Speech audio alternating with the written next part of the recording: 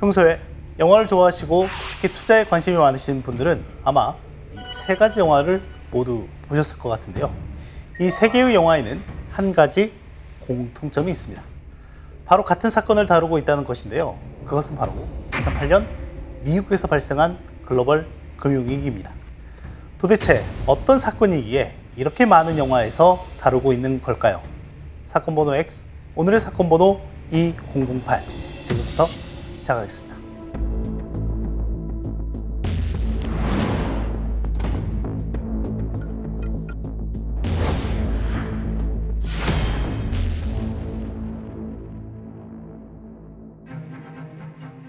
글로벌 금융위기는 서브프라임 사태로부터 촉발된 미국의 금융위기로 미국의 금융과 실물뿐 아니라 더 나아가 글로벌 경제 전반에 걸쳐 광범위한 영향을 미친 사건이었습니다. 지난 시간에 알아봤던 사건 번호 1929 경제 대공황에 견줄 정도로 큰 충격이었기 때문에 사람들은 이 사건을 소공황이라고 부르기도 합니다.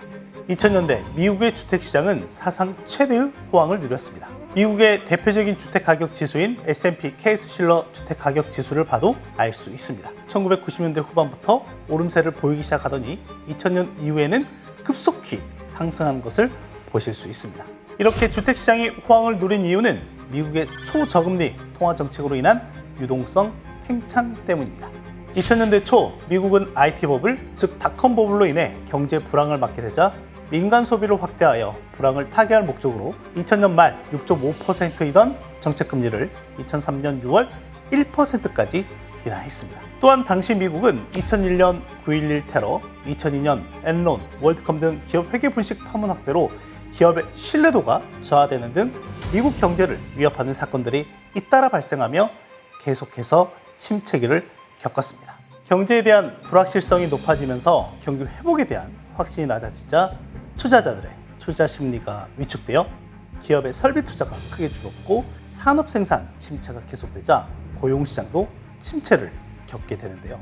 은행들은 기업 신용보다 가계 신용 확대에 주력하게 되고 당시 주택 가격이 지속적인 증가세에 있었기 때문에 모기지 대출과 홈 에쿼티론을 경쟁적으로 늘려 실적 올리는데 급급했죠.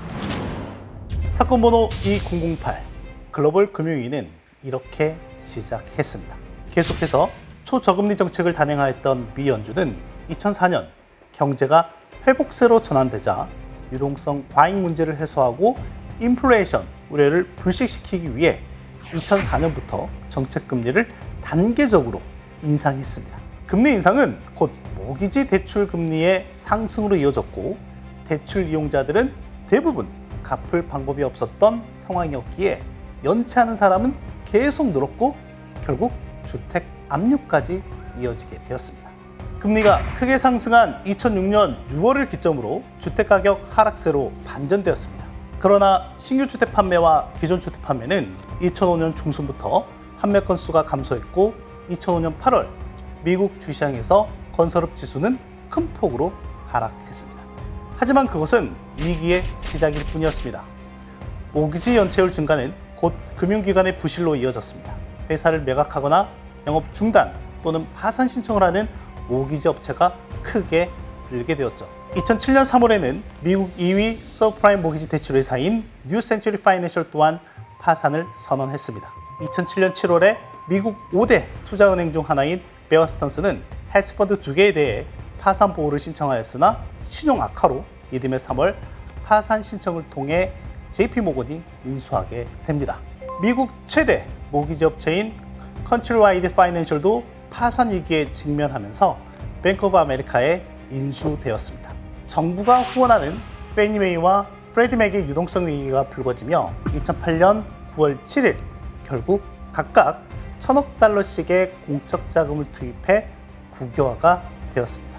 2008년 9월 15일 당시 4위 투자은행 리먼 브러더스는 파산해 메릴 린치에 인수되었고 세계적으로 유명한 보험회사 AIG는 유동성 위기에 직면하게 됩니다.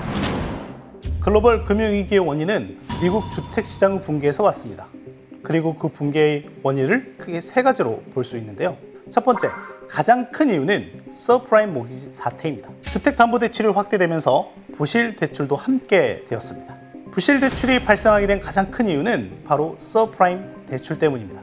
서브프라임 모기지는 신용도가 낮은 저소득층을 대상으로 한 주택담보대출 상품으로 신용도가 낮거나 지급 능력이 낮은 개인을 대상으로 했고, 그 이후로 프라임 모기지에 비해 2에서 4%포인트가량 대출 금리가 높기도 했습니다.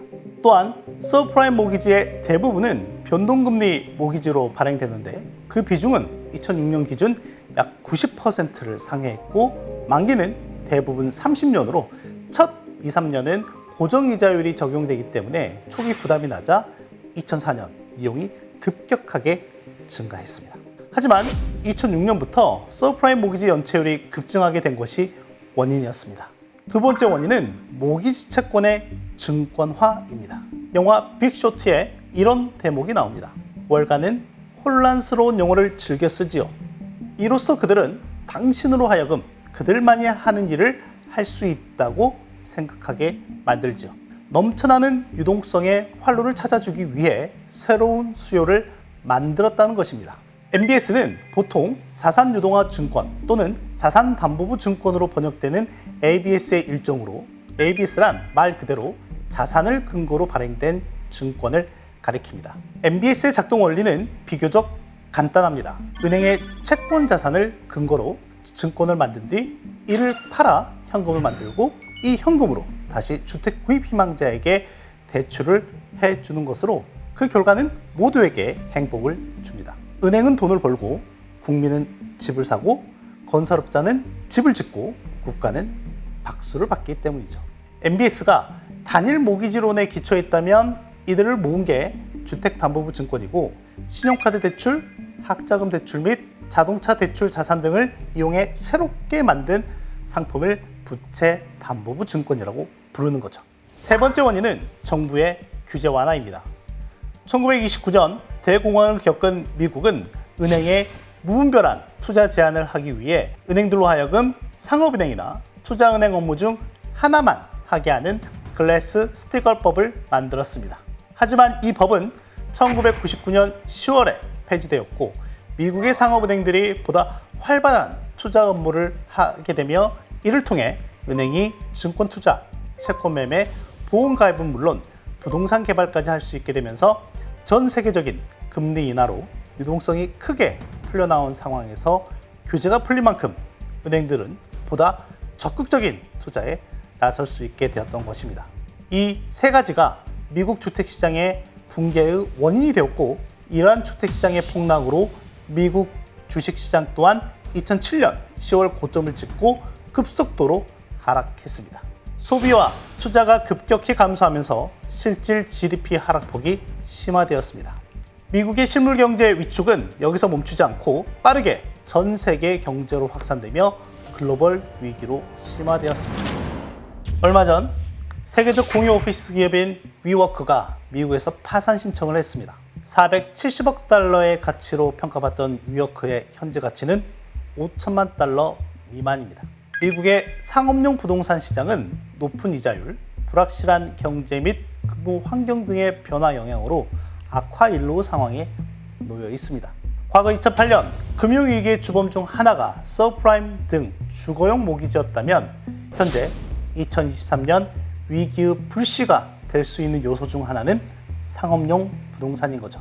그렇다고 모든 상업용 부동산이 위기인 건 아닙니다.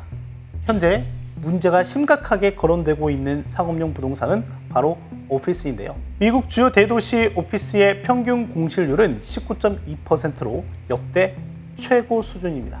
그중 샌프란시스코는 오피스 상업용 부동산의 현 주소를 가장 잘 보여주는 도시인데요. 샌프란시스코 타임즈에 따르면 35에서 50%에 달하는 오피스 건물이 비어 있다고 하니 그 심각성이 얼마나 큰지 잘 알 수 있을 겁니다. 단순히 비어 있다고 해서 문제가 되진 않습니다.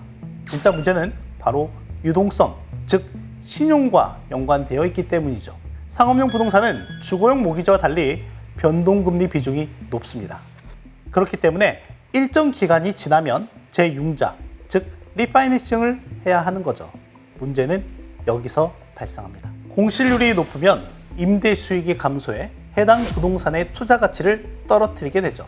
이는 대출금 재융자 시 부동산의 담보가치 하락으로 이어져 원하는 만큼의 자금을 확보하지 못할 수 있습니다. 현재와 같은 고금리 상황은 부동산에 결코 우호적인 상황은 아니죠.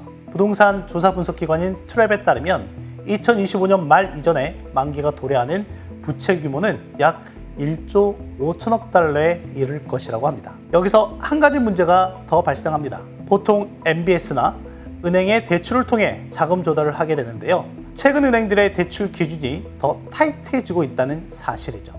미국 상업용 부동산 대출 규모는 약 2조 8천억 달러로 이 중 소형은행이 1조 9,600억 달러를 차지하고 있는데요. 보시다시피 대형은행들은 상업용 부동산 대출에 대한 익스포저를 지속 줄인 반면 소형은행들은 반대로 지속 늘린 거죠. 미국의 상업용 부동산 위기의 심화는 또 다른 은행 위기의 불씨가 될 수 있다는 사실을 단번에 알아차리지 않으셨을까 싶네요.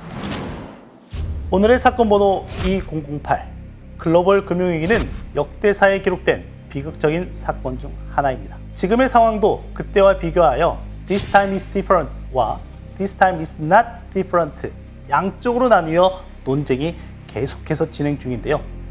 역사는 금리 인상 이후 생기는 부작용에 항상 경고를 했었습니다. 여러분들이 투자에 실패하지 않기 위해서는 지금의 상황이 앞으로 어떤 부작용을 만들어내는지 계속해서 지켜봐야 할 것입니다. 이 사건을 본 여러분들의 생각은 어떠신가요? 지금까지 사건 번호 X 김석환이었습니다. 감사합니다.